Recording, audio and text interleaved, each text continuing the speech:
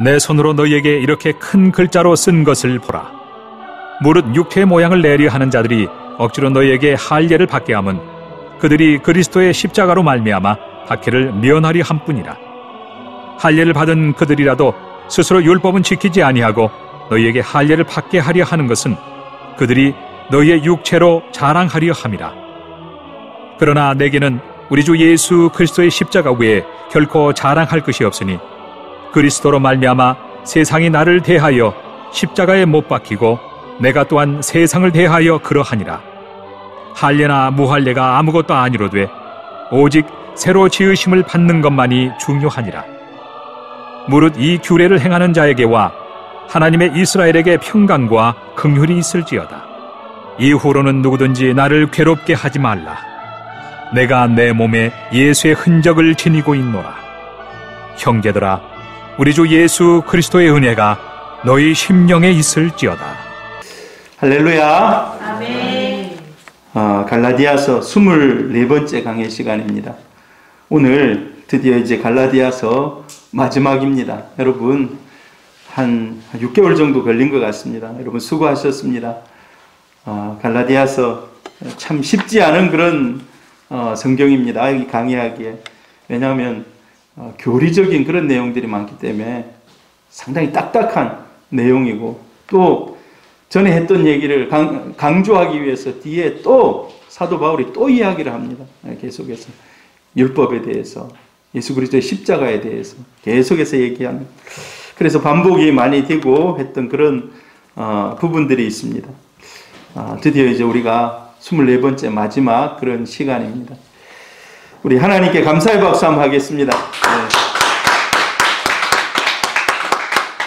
자, 오늘 제목은요, 마지막 부분에 우리의 자랑은 십자가라는 그러한 제목입니다. 여러분 가정엔 자랑할 일들이 좀 많이 있습니까? 자랑거리라고 그러죠. 자랑거리가 많으시기를 바랍니다. 자랑할 일들이 많으시기를 바라요.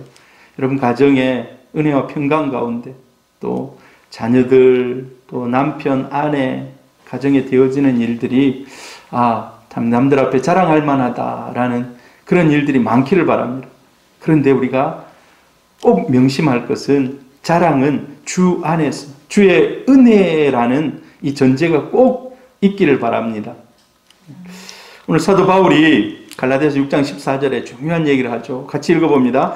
내게는 우리 주 예수 그리스도의 십자가 외에 결코 자랑할 것이 없으니. 자랑할 게 많이 있죠. 그러나 그거 다 별로 중요하게 생각하지 않는다는 것입니다. 우선순위가, 바울의 최고의 우선순위가 십자가라는 것입니다. 십자가. 여러분, 저와 여러분이 자랑할 것이 많기를 바랍니다. 그러나 우리의 우선순위는 십자가가 되기를 주의 이름으로 축복합니다. 성경에 보면요, 자랑하다가 낭패를 당한 불행한 왕이 있습니다. 우리가 너무나도 잘 아는 히스기야라는 왕입니다. 히스기야. 남왕국 유다의 13번째 왕입니다. 25세에 왕이 돼요. 그리고 29년간, 상당히 긴 기간이죠. 29년간 왕으로서 치리를 합니다. 이때 하나님 앞에서 종교개혁을 철저하게 해요. 하나님의 마음에 참 흡족했을 거예요. 종교개혁을 잘 단행해가지고 산당도 막 이렇게 정리하고 하나님 앞에 성전 예배를 굉장히 회복시키고. 그런데 이렇게 열심히 주를 위해서 살아가지만 어려움이 없었겠습니까? 어려움이 있어요. 주를 위해서 최선을 다해서 살아감에도 불구하고 저 북쪽에 아수르라는 거대한 제국이 막 정복전쟁을 하고 쳐내려오는 거예요. 그 화살이 히스기야 때 북왕국이 망합니다. 호세아라는 마지막 왕이 지켜보려고 합니다만, 그 나라를 북쪽을 지켜보려고 합니다만 결국 힘이 약해서 망해요. 사마리아가 다 파괴되고 포로로 잡혀가고, 그걸 목도하는 거예요. 이 히스기야가. 히스기야는 믿음 가지고 그걸 이겨내요. 하나님, 우리를 지켜주십시오. 우리의 힘은 오직 하나님밖에 없습니다. 끝까지 하나님을 의지합니다. 결국은 아수르 사네립이요, 이스라엘 남쪽을 치러 왔다가 쫓겨갑니다. 하나님의 성경에 보니까 하나님의 기적의 역사들이 나타나요. 천사들이 나타나서 마치 그런 것 같아요. 제가 이렇게 쭉 성경을 아침마다 묵상하고 설교하고 이렇게 하면서 보니까 산헤립이 18만 5천 명이 쳐들어와 가지고 한 명도 남지 않고 거의 전멸당하고 북쪽으로 다시 자기 나라로 쫓겨가요. 그게 꼭 이런 것 같더라고요. 제가 성경을 묵상하면서 출애굽할 때 이스라엘 백성들이 문지방에다가 양피를 바릅니다. 근데 저쪽에서 쫙 들려오는 소리가 이 애굽 사람들은 다 죽어나가는 거예요. 좀 있으니까 아이가 숨을 쉬지 않으니까 막 울면서 이제 장자들이 다 죽어나가는 거예요. 쫙 해서.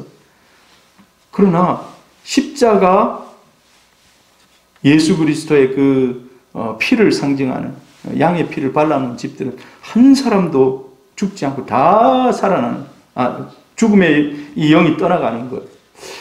이 히스기야 때, 히스기야가 하나님 이 나라와 이 민족을 지켜주십시오. 그때 활동했던 선지자가 이사야입니다.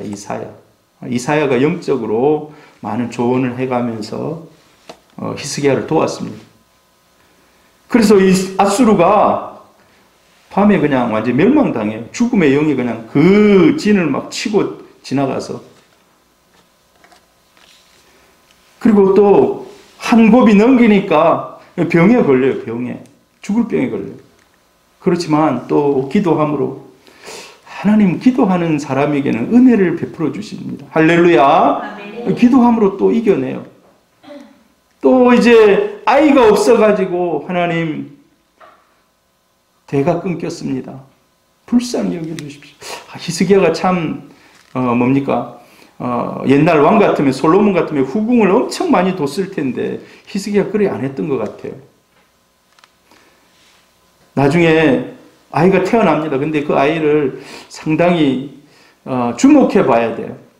아버지의 길을 안 따라간 므낫세라는 악한 그런 왕이 되고 맙니다. 55년간 나라를 완전히 멸망시켜요. 이스라엘이 멸망하기 거의 한 80년 전, 거의 한 100년 전쯤 되겠네요. 완전히 나라를 말아먹습니다. 이렇게 왔다 갔다 해보니까 이 히스기야, 여러분 우리 신앙이 그래요. 신앙이 하나님이 은혜 주셔서 확 올라갈 때 있습니다만 또 이렇게 내려갈 때도 있고, 여러분 그럴 때일수록 주님을 의지하시기를 바랍니다. 근데 히스기야가 마지막에 성경 기록에 보면 모든 것이 다 평안한 거예요. 아들도 태어났죠. 나라도 평안하죠. 이런 상황 속에서 저쪽 바벨론 사람들이 사신이 왔어요. 당신이 어떻게 아수르를 이겼습니까? 어떻게 병이 나았습니까? 하니까 막 자랑을 하면서 성전에 있는 모든 금은 이런 기명들을 다 보여줍니다. 보여줬다는 것은요, 그냥 보여준 게 아니에요. 자랑하고 자기 업적을 높이 칭찬한 거예요. 히스기야가 공적비를 막 곳곳에 세우지는 않았지만 마음속으로는 이미 어느 정도 교만에 이렇게 차올랐던, 하나님 뭐라 합니까? 이사야 선지자로 얘기합니다. 당신이 잘못했다는 거예요. 열왕기하 20장 17절 같이 읽어봅니다. 여호와의 말씀이 날이 이르리니 왕궁의 모든 것과 왕의 조상들이 오늘까지 쌓아두었던 것이 바벨론으로 옮김받고 하나도 남지 아니할 것이요. 여러분 보세요. 모든 것이 허사가 되어버리고 만다는 거예요. 모든 것이. 그래서 여러분 이 자랑도 정말 조심해야 된다. 자랑을 왜 합니까, 여러분? 사람들은 자랑을 통해서 자기 자신의 존재를 확인하고 드러내고 싶어요. 다른 사람들에게 막 이렇게 알리고 싶어 하는 거죠. 자기 자신을. 자랑의 대상이 자기가 약하다고 생각하고 자기가 연약하다고 생각하면 자랑할 것이 별로 없죠. 그런데 이제 이런 것들이에요. 명석한 두뇌, 남들보다 더 뛰어난 머리를 가지고 있는, 그 다음에 유명한 학교를 나왔다거나, 또 요즘은 뛰어난 외모, 몇십억 재산이라 했습니다만 사실 요즘은 몇십억이 아니고 뭐 몇백억 재산 많은 사람들 많죠. 예. 이런 것들이 이제 자랑의 대상이 되는 겁니다. 요즘 이런 것도 있어요. 높은 도덕적 가치 기준을 가지고 살아가는 사람들. 법이 없어도 살 사람, 착한 사람. 이것도 어찌 보면 자랑의 대상이 되더라고요. 사람들이 그 사람 막 높이는 거예요. 그러니까 자기 어깨도 올라가는 거예요. 여러분, 성경에 보면 바울에 대해서 나는 자랑할 것이 십자가 외에는 아무것도 없다라고 얘기하지만 사실 바울이 어떤 사람인지 알고 나면요. 이 사람 대단한 사람이다. 대단한 사람이다. 다른 사람들 앞에서 얼마든지 자랑할 만한 사람이다 라고 우리는 알게 됩니다. 사도행전 22장 3절에 보면 자기가 어떤 사람인지에 대해서 얘기해요. 한번 읽어봅니다. 나는 유대인으로 길리기아 다소에서 났고 이 성에서 자라 가말리엘의 문화에서 우리 조상들의 율법의 엄한 교훈을 받았고 오늘 너희 모든 사람처럼 하나님께 대하여 열심하는 자라. 자, 이 바울이요. 자기가 어떤 사람인지에 대해서 잠시 이야기를 해요. 정통파 유대인이라는 거예요. 정통파 유대인. 당신들이 막 바리새인 막 이렇게 떠들고 있지만 나도 못지않게 정통파다. 여러분 그 당시에 가말리엘이면 최고의 학부입니다. 가말리엘은 그 당시에 교사들 랍비 중에 최고의 랍비였습니다. 그래서 가말리엘의 문화생 되려고 줄을 서는 그런 상황 속에서 바울은 그 밑에서 공부했다는 것입니다. 또 빌립보서 3장 5절에 보니까 내가 8일 만에 할례를 받고 이스라엘 족속이요 베냐민 지파요 히브리 중에 히브리인이요 율법으로는 바리새인이요. 그 율법으로 완벽한 사람이라는 겁니다. 예. 요즘에 이제 성경 읽기를 하니까 여러분들이 성경 읽기를 열심히 하고 있어요. 오시면은 성경 읽기 좀 붙이시길 바랍니다. 근데 유독 열심히 읽는 사람이 한 사람이 있어요. 여러분도 노경혜 집사는 요즘에 성경 읽기에 재미에 빠져가지고 하루 종일 성경 읽고 있어요. 하루 종일 성경이 꿀처럼 달답니다. 할렐루야. 네. 삼독을 하고 있어요 지금요. 예. 빌립보서 3장 6절에는 바울이 이렇게 얘기해요. 열심으로는 교회를 핍박하고 율법의 의로는 흠이 없는 자다. 여러분 이렇게 말할 수 있겠습니까? 나는 율법으로 흠이 없는 자다라고 말할 정도로 그만큼 열정적으로 하나님을 사랑하고 하나님 앞에 살아가는, 사실 이제 이때는 예수를 핍박하던 그런 때입니다. 그러나 예수를 핍박해도 왜 자기에게 신념이 확실했어요. 나는 이게 확실히 맞다라고 생각하고 그 일에 목숨 걸고 지금 하고 있는 겁니다.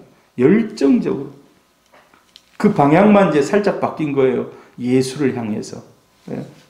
그 열정은 어디로 가지 않았습니다. 여러분 우리도 이런 신앙은 좀 본받을 수 있기를 바랍니다. 자, 그럼에도 불구하고 제가 이렇게 자랑할 것이 많음에도 불구하고 바울이 서신서를 많이 기록했습니다. 그런데 그 서신서에 자기를 자랑하는 부분이 없어요. 자기를 자랑하는 부분이 없습니다. 오직 십자가 외에는 내가 전하지 않기로 마음에 결심을 했다. 이런 본문들이 성경에 보면 바울 서신서 곳곳에 나옵니다.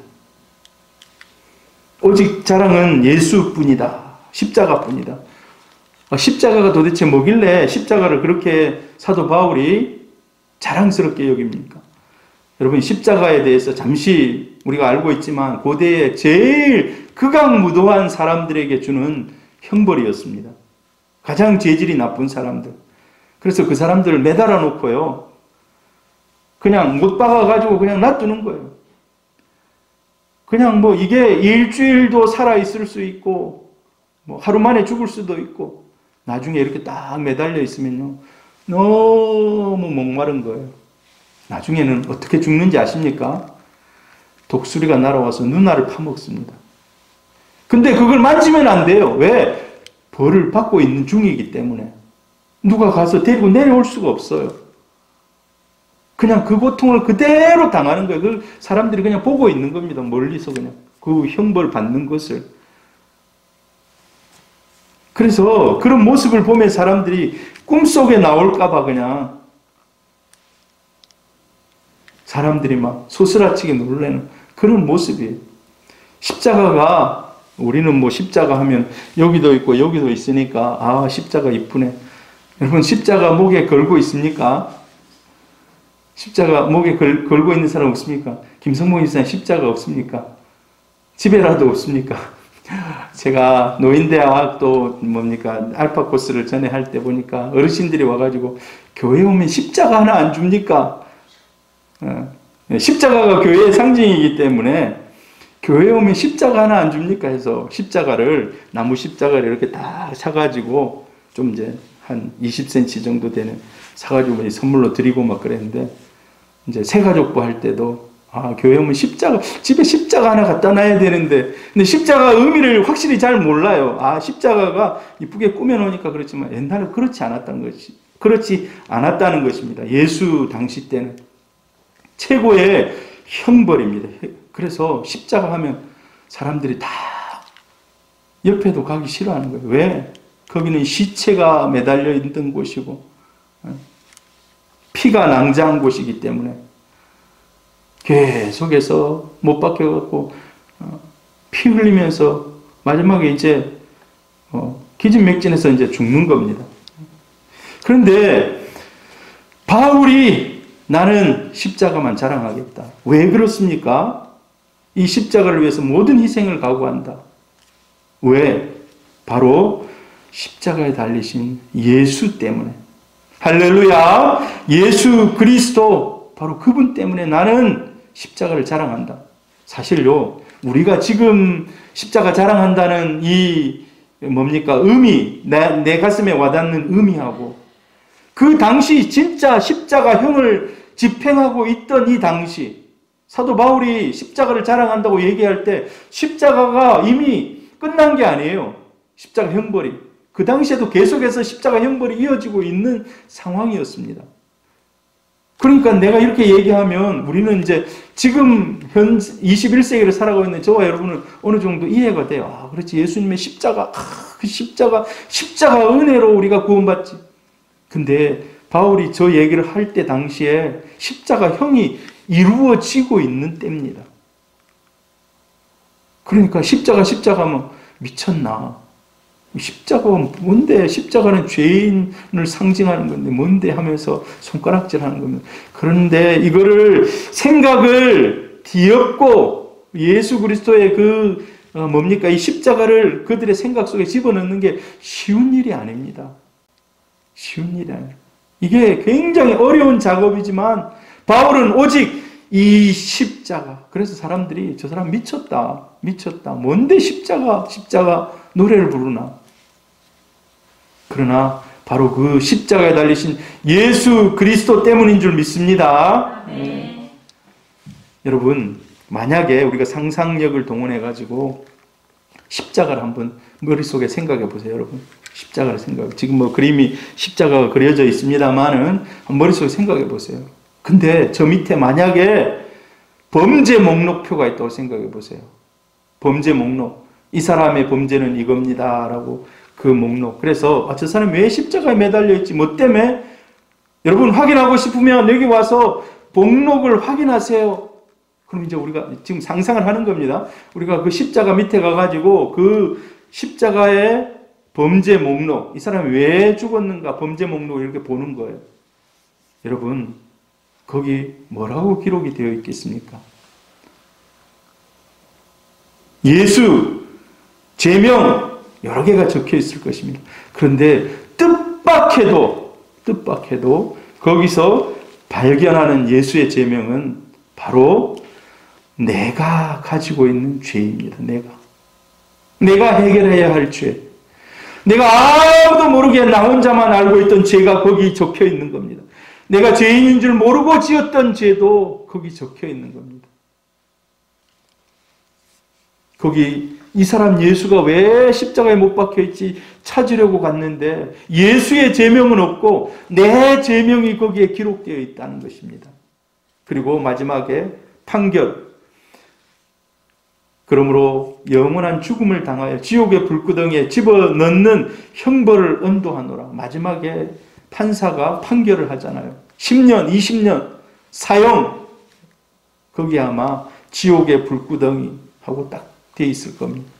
근데 이게 범죄 목록에 예수의 범죄 목록이 아니라 나의 범죄 목록이라는 겁니다.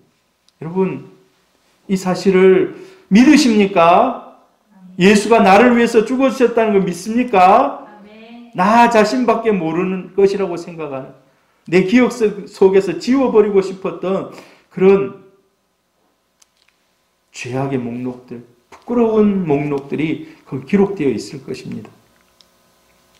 성경에 보면요, 로마서 4장 25절, 이 중요합니다. 읽어봅니다. 시작. 예수는 우리가 범죄한 것 때문에 내줌이 되고 또한 우리를 의롭다 하시기 위하여 살아나셨느니라. 우리 범죄한 것 때문에 달려있다는 거예요. 찾아보면 내 범죄가 기록이 되어 있다는 겁니다. 또 읽습니다. 우리가 아직 연약할 때에 기약대로 그리스도께서 경건하지 않는 자를 위하여 죽으셨도다. 예수님이 경건하지 않는 자를 위해서, 예수가 2000년 전에 죽었는데, 그러니까 우리가 연약해서 잘 모르지만 이미 예수가 2000년 전에 우리를 위해서 죽었다는 겁니다. 그래서 바울이 얘기하는 것이, 나는 오직 십자가만 자랑한다. 나는 오직 십자가만 자랑한다. 그리고 십자가에 내가 못 박힌 것을 믿는다. 예수가 십자가에 못 박혀 있지만 그 자리는 내가 있어야 할 자리라는 것입니다. 할렐루야. 그래서 바울의 자랑거리가 이제 자기가 이루어온 업적이나 이런 게 아니에요. 자기의 성취한 그런 목록이 아닙니다. 자기 자랑거리. 같이 읽어봅니다. 또한 모든 것을 해로 여기면 내 주 그리스도 예수를 아는 지식이 가장 고상하기 때문이라. 내가 그를 위하여 모든 것을 잃어버리고 배설물로 여기면 그리스도를 얻고, 그리스도를 얻기 위해서 내가 나의 전의 모습들은 다, 여러분, 배설물이 뭡니까? 쉽게 말해서 똥입니다. 똥. 여러분, 뱃속에 많이 넣어놓으면 됩니까? 안 됩니까? 자꾸 버려야 돼. 자꾸 버려야 돼. 우리의 자랑거리가 여러분 많다면 감사하시기를 바랍니다. 근데 다 그걸 결국은 내려놔야 됩니다. 성경에 보면 룻이라는 여인이 있어요. 룻. 엘리멜렉 가정에 시집온 이방 여인입니다. 모압 여인이에요. 모압 여인. 그 결국은 다윗의 증조 할머니가 됩니다. 증조 할머니가 돼요. 어떻게 해서 이방 여인이 이 엘리멜렉 가정에 시집 왔는지는 잘 몰라요. 과정은 잘 몰라요. 두 아들 이방 여인을 다 얻어서 이렇게 결혼했어요. 근데 이 아들들이 다 죽어버려요. 청산과부라고 하잖아요. 청산과부. 젊어서 아이도 낳지 않고 정말 그런 과부가 돼요. 요즘 같으면요, 아마 빨리 다른 사람 만나서 결혼하라 하면 예 하고 갔을 거예요. 근데 그 시대에 이 룻이 이제 룻의 시어머니 나오미가 베들레헴으로 다시 돌아가야 되겠다. 베들레헴이 다시 소출이 나고 열매들이 많아지고 다시 곡식들이 많아졌다는 얘기를 듣고 흉년의 때에 왔는데 다시 돌아갑니다. 그래서 내가 돌아가면 어떤 수모를 겪더라도 나는 돌아가야 되겠다. 그런데 너희 둘, 이방 며느리 둘은 여기 있어라. 너희들 가면 천대받는다. 가면 너희를 존중해 줄 사람 아무도 없다. 그래서 큰 며느리는 그냥 떠납니다. 근데 둘째는요, 안 떠나는 거예요. 룻이라는 여인이. 그러면서 룻이라는 여인이 했던 고백이 있습니다. 여러분, 이 고백을요, 사실 자세히 살펴보면 자기의 신앙의 고백이에요. 그 집에 시집 와가지고 자기가 시집 와 있으면서 어머니를 통해서 보고 배운 그 하나님을 고백하는 신앙의 고백입니다. 이 글씨가 좀 작은데 같이 읽어봅니다.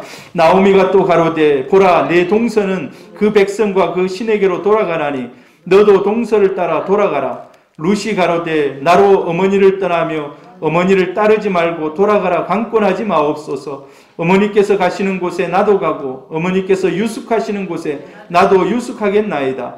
어머니의 백성이 나의 백성이 되고 어머니의 하나님이 나의 하나님이 되시리니 어머니께서 죽으시는 곳에서 나도 죽어 거기 장사될 것이라. 만일 내가 죽는 일 외에 어머니와 떠나면 여호와께서 내게 벌을 내리시고 더 내리시기를 원하나이다. 자기가 떠나는 것은요, 하나님께 벌 받을 일이라는 거예요. 이미 믿음이 그 안에 충만했던 거예요. 어머니의 백성이 나의 백성, 어머니의 하나님이 나의 하나님이 됩니다. 여러분, 우리 신앙이 이런 신앙 되기를 바랍니다. 굉장한 신앙의 고백이에요.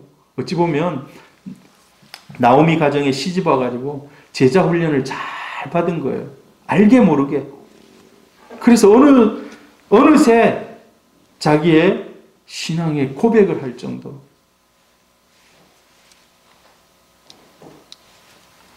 여러분, 그리고 오늘 중요하게 얘기하고 있는 또 다른 주제가 뭐냐 하니까 예수 그리스도는 십자가는 우리의 자랑이고, 여러분, 우리가 자랑을 하면서 살아갈 수 있기를 바랍니다. 예수 그리스도를 자랑하면서 살아가요. 세상에 나아가서 예수를 간증하고 예수를 보여주고 이런 삶을 사시기를 바랍니다. 그리고 또 중요한 이슈 하나는 6장 17절에 기록이 되어 있어요. 같이 읽습니다. 시작. 이후로는 누구든지 나를 괴롭게 하지 말라. 내가 내 몸에 예수의 흔적을 지니고 있노라. 자기 몸에 예수의 흔적을 지니고 있다는 거예요. 예수의 흔적. 여러분, 흔적. 여러분, 사람의 인격에는 흔적이 남습니다. 사람의 인격에 그 사람 속에 대화를 하고 그 사람의 외모나 이런 것들을 보면은요, 흔적이 남아있어요. 흔적. 흔적은 아무리 부인하더라도 그냥 같이 있어 보면 그게 나타나요. 그 흔적이. 옛날에 흔적을 노예들을 아프리카 흑인 노예들을 많이 사오고 막 흑인 그런 장사를 했잖아요. 우리가 잘 먹는 설탕. 여러분, 설탕 좋아하십니까? 커피 넣을 때 설탕 넣습니까? 저는 요즘에 잘 안 넣어보려고 하는데, 삼박자 커피를 마실 때는 설탕이 들어있으니까 먹습니다만, 이 설탕 때문에요, 아프리카 흑인들이 수백만 명인지 모르겠는데 그 정도는 안 되겠지만 아프리카에서 미국으로, 영국으로 잡혀갔어요. 그 사람들이 그 넓은 아메리카 대륙에 가서 사탕수수밭에, 그 넓은 사탕수수밭에, 지금 같으면요, 사탕수수밭을 기계, 트랙터가 쫙 지나가면서 다 심습니다. 기계가 지나가면서 그걸 다 심어요. 옛날에는 어떻게 했겠습니까? 그 넓은 땅을 일일이 다 하나씩 심고 다 하나씩 심는 거예요. 그러려면 얼마나 많은 일손이 필요했겠습니까? 그래서 이 사람들을 아프리카 가가지고 노예무역이죠. 노예무역 다 해서. 근데 잡아올 때 사람들이 보니까 다 흑인을 비하하는 것이 아닙니다. 분간을 못하는 거예요. 유럽이나 미국 사람들이 우리나라 사람을 봐도 잘 분간을 못한대요. 처음에 딱 봤을 때. 그 사람이 그 사람이 같고, 그 사람이 그 사람, 쌍꺼풀이 없고, 코도 낮고, 비슷비슷하다는 거예요. 딱 봤을 때. 제가 전도사로 온천교회를 갔는데, 권사님들 이름을, 이제 장로님들 이름을 쫙 외우는 게 이제 한 달 안에 이걸 다 해야지 마음 먹고 쫙 외우는데, 이름은 외워놨는데 사람을 분간을 못 하겠는 거예요. 사람을. 그 사람 똑같이 생긴 저분인가 잘 모르겠더라고요. 한참 뒤에 이렇게 알게 되고 분별할 수 있게 됐는데, 이 사람들을 잡아오니까 잘 모르는 거예요. 그래서 거기다가 번호를 찍는 거예요. 번호. 100번, 101번, 102번, 103번 흑인들. 그래서 103번 하면 자기 표를 보고, 또 주인들한테 또 이렇게 잡혀가잖아요. 그러면 그 주인의 표시를 또 찍는 거예요. 주인의 표시를. 그래서 만약에 도망가다가 잡았다 그러면 딱 보고 주인이 누구구나 하고. 여러분, 이게 이제 흔적이나 흔적. 예. 근데 사람이 뭐 그렇게 막 찍어가지고 흔적이 남을 수도 있지만 그 사람 인격 속에 흔적이 남아있다는 겁니다. 그 사람 인격 속에. 분노에 쌓여 살아가는 사람들은 분노의 감정이 막 이글거리는 이런 흔적들이 있습니다. 이제 우리가 그러잖아요. 트라우마라고도 얘기하잖아요. 트라우마. 트라우마도 일종의 흔적입니다. 어렸을 때 너무 강력하게 자기가 감당하기 어려운 이런 충격을 받은 이런 흔적이 남아있는 거예요. 그래서 그 사건들 비슷한 것이 딱 오면 이 흔적이 막 팍 표출되는 겁니다. 표출되는 거예요. 그래서 무엇을 위해, 무엇을 하며 살았느냐에 따라서 흔적이 남아있는데 제가 얘기하고 싶은 것은 우리가, 예수 믿는 우리가 가져야 할 흔적이 있다는 겁니다. 우리가 가져야 할 흔적. 여러분, 몸에는 흔적들이 있습니까? 우리가 예수의 흔적을 가질 수 있기를 바랍니다. 그런데 우리가 생각해 볼 예수의 흔적은 소유의 흔적. 한 3가지 정도로 생각해 보면 소유의 흔적. 여러분, 소유가 뭡니까? 소유. 내 것이라는 거잖아요. 내 것이라는 거. 내 것이라는 거. 아까 얘기했듯이 흑인들을 종으로 데려가가지고, 노예로 데려가가지고, 이 사람은 우리 집 노예하고 도장 딱 찍는 거예요. 자기 주인, 뭐, 이렇게 도장을 딱 찍는 거예요. 여러분, 제일 중요한 흔적은 예수의 흔적 중에 내가 하나님의 자녀라는 그런 흔적인 줄 믿습니다. 다른 것보다도 더 제일 중요한 것은 내가 예수의 자녀라는 흔적이에요. 이 흔적을 머리에 달고 다니는 거 아닙니다. 머리에 쓰고 다니는 건 아니에요. 그러나 다른 사람들이 봤을 때, 아, 저 사람은 하나님의 자녀구나. 다른 말로 예수쟁이구나. 예수쟁이가 어떻게 보면 뭐 안 좋은 표현인 것 같습니다만은 그러나 확실한 예수의 사람이라는 거예요. 예수의 사람. 뭐 나쁜 의미로 예수쟁이라고 얘기할 수도 있겠지만은 예수 흔적을 가진 사람. 예수 흔적을 가진 사람. 여러분, 이 흔적이 여러분들 가슴 속에, 여러분의 삶 속에 충만하시길 바랍니다. 예수의 흔적이. 예수의 흔적. 저 사람은 왜 저런 기쁨이 충만할까? 이 어려움 속에서도 야, 절망하지 않고 살아가네. 왜 그럴까? 그 사람을 추적해 보니까 저 사람이 예수를 믿기 때문에 희망이 있구나. 희망을 가지고 있구나. 절망하지 않구나. 세상 사람과 다르구나. 군대 제일 처음에 가니까 종이 한 장을 딱 주면서 우리 이제 전에 제가 대전함을 탔는데 한 300명 정도 그 배에 타요. 근데 제가 작전부에 들어갔는데 작전부 한 50명 정도 인원을 쫙 주면서 이걸 3일 안에 애우라는 거예요. 그러니까 늘 가지고 다니면서 자다가도 이거 탁 애우는 누구 그래 다 애웠나 하고 가가지고 또 막 첫날부터 이제 물어보는 거예요. 얼마나 애웠나? 바로 선임이. 왜냐하면 그 또 위에 선임이 또 그 선임한테 막 이제 뭐라 그러니까 빨리 이 재촉을 하기 때문에. 그래 이제 그거 이제 다 하고 작전관 하면 누구 그는 작전 하사 누구는 다 얘기하고 자 수고했어. 자 오늘은 한잔 하자 하면서 이제 소주를 이제 한잔 하는 거예요. 그다음에 담배 피라고 담배도 줘요. 근데 여기서 예수 믿지만 넘어가는 사람이 참 많아요. 넘어가는 사람이 참 많아요. 왜? 기합이 바짝 들어있는데 선임이 이제 이러니까 자 여기서 이제 중요합니다. 이제 남자들은 제가 담배 피지 않습니다. 술 안 마십니다. 야 군대 오면 이런 거 배워가야 돼 하면서 막 얘기를 하는 거예요. 근데 제가 예수를 믿기 때문에 제가 술을 마실 수가 없습니다. 님 앞으로 목사할 것도 아닌데 마셔! 그런 거예요. 목사 되면 술 안 마시는 좀 아나 봐요. 마셔! 마실 수 없습니다. 이게 약간 실갱이가 되거든요. 그러면 이제 조인트 몇 대 까이는 겁니다. 조인트 압니까 여러분? 김성봉 집사님 예수 믿고 군대 가셨습니까? 아니면 군대 제대하고 예수를 믿었습니까? 군대 제대하고. 군대 제대. 그러면은 선임들이 마음껏 어울릴 수 있도록. 근데 그게 굉장히 한 관문이에요. 이게 처음에 무너지면 군생활 끝까지 무너집니다. 중간에 다시 세우기가 힘들어요. 그 얘기를 너무 많이 들었어요. 군대 가기 전에 선배들로부터. 근데 그때 한번 탁 자기의 신앙을 지키면서 약간의 고난이죠. 그 뭐 고난이라고도 할 수 없는 고난이지만 고난을 살짝 넘어서면 그게 자기를 지켜줍니다. 어찌 보면 그게 흔적이 됩니다. 첫 번째 흔적. 그게 자기를 살리는 거예요. 여러분, 우리는 주의 종, 주의 자녀의 은혜와 권세를 가지고 살아갈 수 있기를 바랍니다.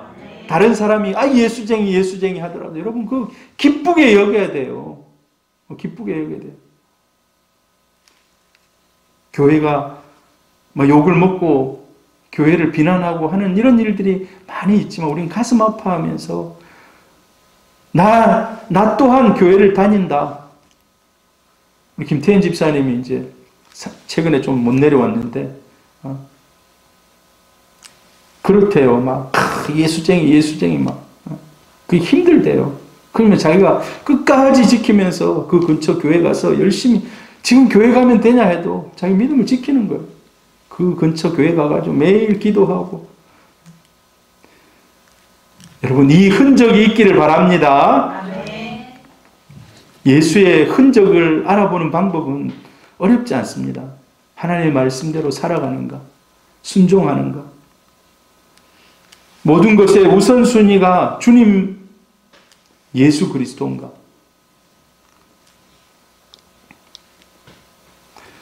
여러분, 우리 몸에 십자가에 이런 그런 흔적이 없더라도요, 하나님 앞에서 순종하고 살아간다면 이미 우리에게 예수의 흔적이 있는 줄 믿습니다. 자, 두 번째로요, 희생의 흔적이 있는가? 희생의 흔적. 우리가 가져야 할 예수의 흔적 중에 희생의 흔적입니다. 사도 바울은요, 정말 복음을 위해서 결혼도 하지 않고 살아간 그런 사람 아닙니까? 예수를 믿고 나서는 완전히 그의 삶을 그냥 돌립니다. 주를 향해서. 그래서 그가 받은 고난, 오늘 자기가 나의 몸에 그리스도의 흔적이 있다라고 얘기했는데 구체적으로 적지 않았어요. 어떤 것인지. 그런데 고린도 후서를 보면 그 흔적들을 얘기하고 있어요. 내가 예수를 믿으면서 받은 흔적들. 내용을 요약해 보자면 이래요. 나는 예수 때문에 복음 전한다는 이유 때문에 죽을 뻔한 적이 여러 번 있다. 감옥에 수도 없이 갇혔잖아요. 결국은 감옥에서 순교하잖아요.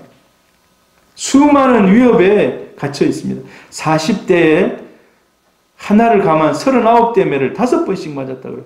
성경에 기록하고 있지는 않은데 자기의 간증으로 이런 얘기를 해요.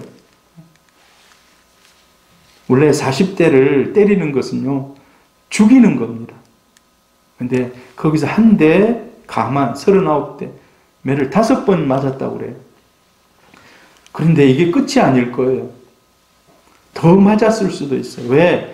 고린도 후서를 기록할 때 이만큼인데 아마 그 뒤에 더 살았잖아요. 그 뒤에. 바울이 여기서 생을 딱 끝낸 게 아니에요. 고린도 후서 끝내고 더 생을 살다가 순교합니다. 그래서 사실 이거는 현재 진행형이에요. 플러스 알파예요. 플러스 알파. 이게 다가 아닌 거예요. 돌에 맞아 초죽음 상태가 되고 바다를 항해하다가 배가 파선하고 산을 넘어가면서 여러분 뭡니까? 터키의 그 높은 산맥을 넘는데 얼마나 힘들었겠습니까? 동족들의 위험, 끊임없는 핍박. 이게 자기가 가지고 있는 흔적입니다. 흔적. 여러분, 예수 그리스도를 위해서 여러분은 이런 희생의 흔적들이 있습니까?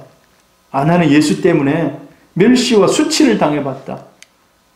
어찌 보면 군대 가서 남자가 예수 믿는다고 조인트 까여 보이는 거, 그건 자기 삶을 좀 성결하게 살아보기 위해서. 뭐 그게 그건 아닐 거예요. 뭐 술 마신다고 담배 핀다고 하나님 나라 못 들어가는가? 그건 아니지만 그러나 자기의 믿음을 지키기 위해서, 성결을 지키기 위해서 작은 것이지만 그런 사람들로부터 핍박을 당한. 예수 믿는다고 핍박 당해보신 분들 계십니까? 어찌 보면 그게 하나의 흔적이라는 겁니다. 예수님 때문에 잠을 못 자. 예수 때문에 굶주려보고, 예수 때문에 추위에 떨어보고, 손해보고. 제가 뭐 많은 사람들이 생각납니다만은 제 고등학생 때 북부교회, 이제 학교 바로 밑에 북부교회가 있었는데 그 교회 가서 예배를 드리는데 그 전도사가 진짜 눈빛이 탁 살아있어요. 제가 전에도 얘기 드렸죠. 조주연 목사, 조주연 전도사가 청소년부를 맡고 있는데, 중고등부를 맡고 있는데 거기에 예배 드리는 사람들은요 꼼짝없이 딱 이래가지고 예배 드려요. 요즘은 뭐 그렇게 막 자유롭게 막 얘기하고 막 이래, 그게 안 돼요. 그 사람 앞에서. 왜 그런지 아십니까? 전직 깡패거든요. 눈빛 한번 딱 쏘면요 꼼짝 말아요. 딱 하고 있어야 돼요. 그 눈빛이 살아있기 때문에. 그래, 그 사람이 이름을 한번 불린다 하면 그날 큰일 나는 거예요. 학생이 떠들어가지고 이름이 불린다. 정한나 자리에서 일어서 하면은 벌떡 일어나야 돼요. 딱 일어나고 딱 서서. 근데 그분이요 잘 나가는 깡패인데 자기의 폐결핵이 걸려서 폐를 잘랐어. 6살에서 8살짜리의 폐를 그 크기만 가지고 있는 거예요. 달리기를 못해요. 걸어도 조금 가다가 쉬어야 돼요. 이 몸은 이만큼 큰데 폐는 조그만하니까.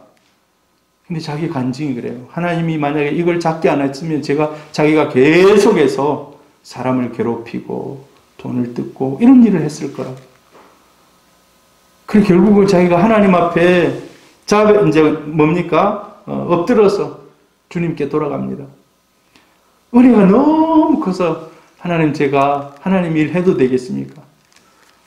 그래서 하나님의 일을 시작합니다. 이제 자기가 목사가 되니까 개척을 해야 되는 거예요.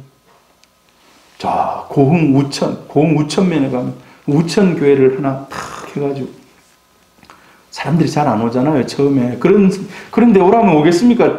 김성봉 집사님, 가겠습니까?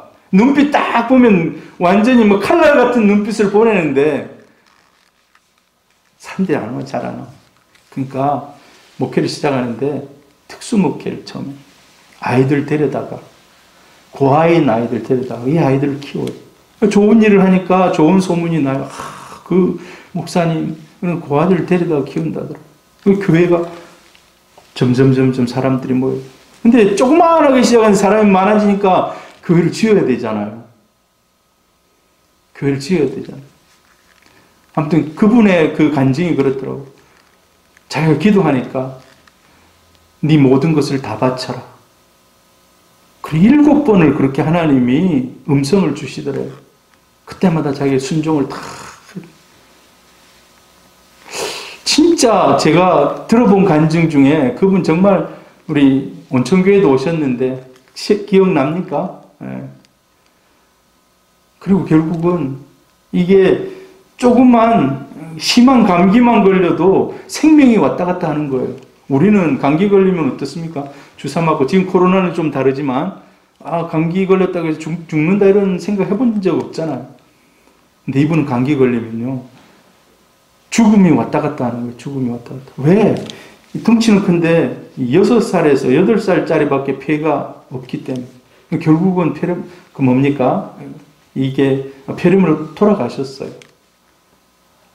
근데 그분이 그런 간증을 할 때 가슴에 너무 깊이 와닿는, 저분은 진짜 예수의 흔적을 가지고 산 사람이다. 비록 사람들이 전직이 야 저래서 되나 뭐 이렇게 얘기할 수 있지만 사도 바울 같은 사람이라고 생각해요. 사도 바울 싹 자기 인생을 턴해가지고 그대로 주를 위해서 살아.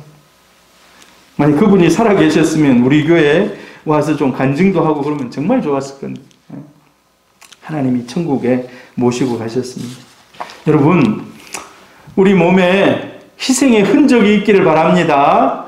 주를 위해서 충성하는 흔적, 주를 위해서 손해본 흔적, 사랑을 흘려보는 흔적, 이런 흔적들이 있기를 바라요. 여러분, 이거 한번 생각을 해보세요. 신앙생활은 말로 지식으로 하는 것이 아닙니다. 여러분, 우리가 열심히 성경 읽고 하나님을 알아간다고 열심히 최선을 다해서 합니다. 그런데 인간의 뇌세포가 세월이 갈수록 파괴가 됩니다. 예수 믿는다고 치매가 안 올까요? 예수 믿는 사람 치매 오더라고요. 정말 뜨겁게 하나님을 사랑하고 고백했던 사람인데 나중에 못 알아봐요, 사람은. 못 알아봐요. 치매가 오더라고. 이 뇌세포가 점점 끊기면서 기능이 상실하는 거죠. 기억이 끊기는 거죠. 심한 경우는 자기 가족도 못 알아봅니다. 정말 슬픈 일이죠. 그것도 열심히 신앙생활 하다가 그런 사람들 보면 정말 마음이 아파요.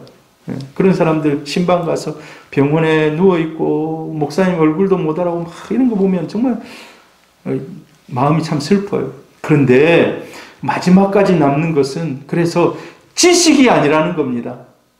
지식이 아니라 흔적이 남는다는 거예요. 흔적이.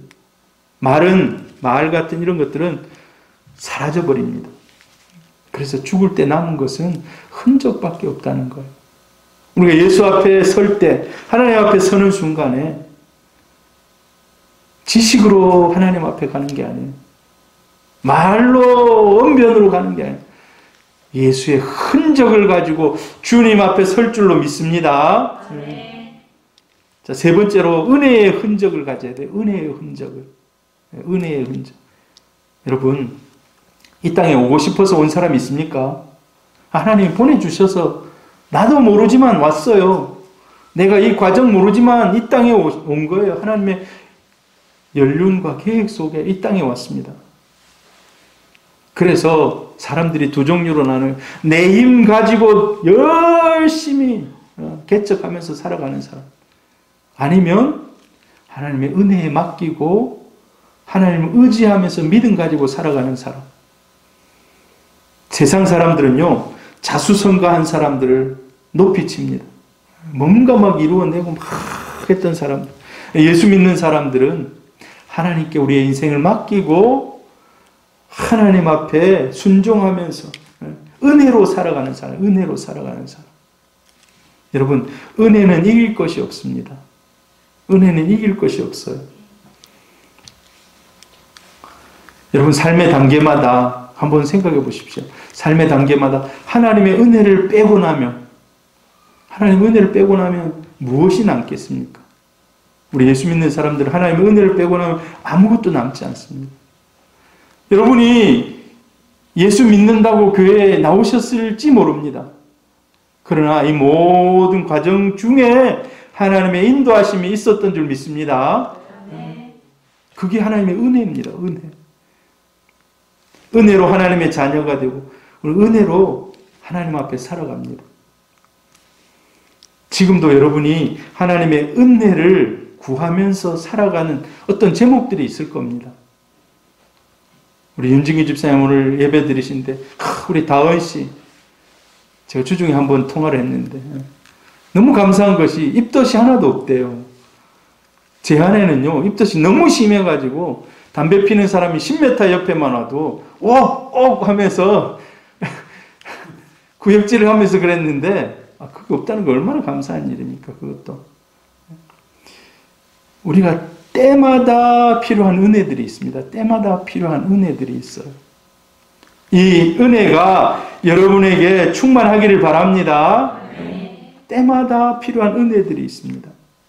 그리고 우리 호흡이 끊어지는 순간, 최후의 순간, 이것도 하나님의 은혜로 우리가 천국 가는 겁니다. 할렐루야. 여러분, 하나님 앞에, 천국문 앞에서 내가 이거 하기 위해서 열심히 최선을 다했습니다. 내가 이만큼 재산을 남겨두고 왔습니다. 내가 자녀들 이만큼 잘 키웠습니다. 이 얘기할 것 같습니까? 하나님 앞에 딱 서는 순간에 모든 것이 다 하나님의 은혜였습니다. 제가 여기 온 것은 하나님의 은혜입니다. 이 고백밖에 없는 거예요. 여러분, 삶을 살아오면서 순간순간 주시는 은혜들을 누릴 수 있기를 바랍니다. 지금 어떤 것이 여러분의 기도 제목입니까?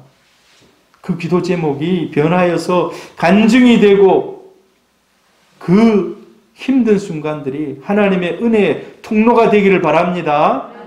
잘 모르지. 지금은 잘 모르죠. 지금은 잘 몰라요. 그런 은혜의 흔적들을 많이 남겨두시길 바랍니다. 제가요, 세수만교회 온 지가 이제 3년 딱 됐어요. 3년 딱 됐어요. 온천교회 장로님이 전화가 왔어요. 목사님, 후원해 주려고 했던 3년 기간이 이제 끝났습니다. 지난 4월 달로 끝났어요. 36개월 끝났어요. 3년 동안 은혜 가운데 살았습니다. 할렐루야. 정말 은혜 가운데 살았어요. 예. 자, 이런 와중에 코로나를 만나서 우리가 작년에 잘 전도 활동이 좀 어려웠잖아요. 사람들이 좀 많이 와서 부흥도 되고 이래야 되는데 참 그 힘들었어요. 교회 자체가 워낙 지탄을 받고 예배를 드리지 말라고 하는데 사람 데려오기 참 힘든 이런 상황 속에 그래도 올해 사람들이 다시 이제 한 명, 두 명 이렇게 교회에 찾아오는 것이 너무 감사해요. 그런데 코로나가 우리에게 어려움을 줬지만은 또 어찌 보면 우리에게 전화위복의 그런 은혜를 줍니다. 작년 연말에 온천교회 장로님이 목사님 이제 3년이 끝나면 후원을 이제 안 해도 됩니까? 코로나인데 괜찮습니까? 아, 그래요. 코로나인데 참 간당간당합니다. 그래서 한 절반이라도 좀 후원해 주시면 저희 너무 감사하겠습니다. 했더니 그게 코로나기 때문에 모든 게 다 용납이 되는 거예요. 모든 게 다. 그래서 그러면 일단 1년 하고 그 다음 또 할지 모르지만 1년 동안 그동안 했던 절반 정도 후원해 드리겠습니다. 만약 코로나가 아니었으면 이제 끝났어요. 이제. 근데 코로나가 어찌 보면 전화위복이 된 거예요. 그리고 5월 2일 날 전화가 왔어요. 또 장로님이. 그래, 코로나 때문에 힘든데 이 코로나가 어려움을 모든 교회에 다 주고 있기 때문에 우리가 매정하게 세수만교회에 이렇게 후원 이렇게 막 많이 조정하기가 참 쉽지 않은데 50만 원만 그동안 이제 300만 원 이렇게 후원해 주셨는데 50만 원만 그냥 이게 빼고 250만 원으로 일단 1년 동안 더 후원해 드리겠습니다. 할렐루야. 어찌 보면 은혜 아닙니까? 은혜. 예. 사실 그만큼 마음에 바라지를 않았습니다. 제가. 아니 절반만 1년 해주면 그게 참 너무 감사한 일이죠. 하나님 감사합니다. 감사합니다. 한데 하나님은 우리 생각을 뛰어넘어서 더 크게 하나님 베풀어 주시고 함께 하시는 이 풍성함으로 여러분 우리 더 열심히 전도해서 한 1년이 지나고 나면 참 마음껏 이제 후원 받지 않고 후원해주는 그런 교회가 될 수 있으면 정말 저의 기도 제목입니다. 제가 그 얘기를 탁 들으면서 장로님 얘기를 들으면서 마음속으로 회개를 했습니다. 어떤 회개를 했겠습니까? 하나님, 우리가 어려워질 줄 알고 절반만 받을 줄 알고 선교사님들 선교 후원금을 다 이렇게 정리를 하고 했는데 그게 마음의 회개가 되는 거예요. 내가 받을 자격이 없는데 그것 때문에 내가 이걸 다 잘랐는데 하면서 막 회개가 되더라고요. 그래서 하나님이 회복시켜 주셨는데 우리도 다시 회복시켜야 되지 않나 하는 그런 생각들이 머릿속에 싹 지나가더라고요. 은혜 받은 자로서 은혜를 흘려보내는 통로가 돼요. 어찌 보면 하나님이 그런 일들을 하고 있기 때문에 우리를 더 긍휼히 여겨주시는 줄 믿습니다. 여러분도 주를 위해서 많은 수고, 이 작은 교회 참 운영해 가는 데 있어서 쉽지 않습니다. 여러분들이 피와 같은 그런 물질을 가지고 하나님을 섬기기 때문에 이 교회가 하나님의 은혜 가운데 서가는 줄 믿습니다. 하나님께서 은혜의 흔적이 여러분의 삶 가운데, 여러분의 가정 가운데, 또 우리 새소망 교회 가운데도 충만히 있기를 주의 이름으로 축복합니다. 하나님은 여러분의 믿음대로 일하시는 분입니다. 제가 늘 좋아하는 말씀, 제가 기뻐하는 말씀, 야고보서에 보면 하나님은 후히 주시는 하나님, 꾸짖지 아니하시고 후히 주시는 하나님. 저는 그게 제 머릿속에 탁 들어있어요. 하나님 후히 주시는 분이다. 꾸짖지 아니하시고. 제 아내가 뭐뭐 얘기하면 아니다. 감동을 줄 때는 확 줘야 된다. 감동 줄 때는 확 줘야 된다. 제가 안용 목사님에게 배운 것도 그거예요. 13년 동안. 저 다른 교회나 다른 단체에서 좀 후원해 주십시오. 50만 원만 후원해 주십시오. 안용 목사님 딱 보고 100으로 적어요. 그걸 고쳐가지고. 후히 주라는 후히. 그렇게 후히 주는데 그러면 자꾸 곳간에 이게 막 빠져나가서 없어져야 되는데 아니에요. 어떤 사람이 건물을 팔아가지고 1억 5천을 막 헌금을 하고 없던 것이 막 생기고 부족하지가 않아요. 부족하죠. 제가 배운 거 그거예요. 목사님이 후히 주니까 하나님도 후히 주시는구나. 목사님 한번 옛날에 울었다고 제가 얘기했잖아요. 교회 불이 났는데 사람들이 불난지 잘 모르고 후원해 주십시오. 예전처럼 후원해 주십시오. 교회가 불나가지고 다 타버리고 없어져 버렸어요. 온천 교회가 2002년도에. 2000년도입니까? 근데 사람들은 계속해서 내년에도 후원해 주십시오 하고 오는데 그걸 탁 받으면서 울었대잖아요. 하나님, 우리 교회가 불타서 없어졌는데 사람들이 그것도 모르고 우리도 지금 교회 건물 지어야 되는데 이 후원해달라고 이게 자꾸 이거 막 이렇게 막 쌓였는데 하나님 돈 주십시오. 하나님 돈 주십시오. 이 사람들 다 후원할 수 있도록. 하나님 100만 원 11조 하는 사람 50명을 주십시오. 막 자기가 기도했대요. 목사님 막 기도했대요.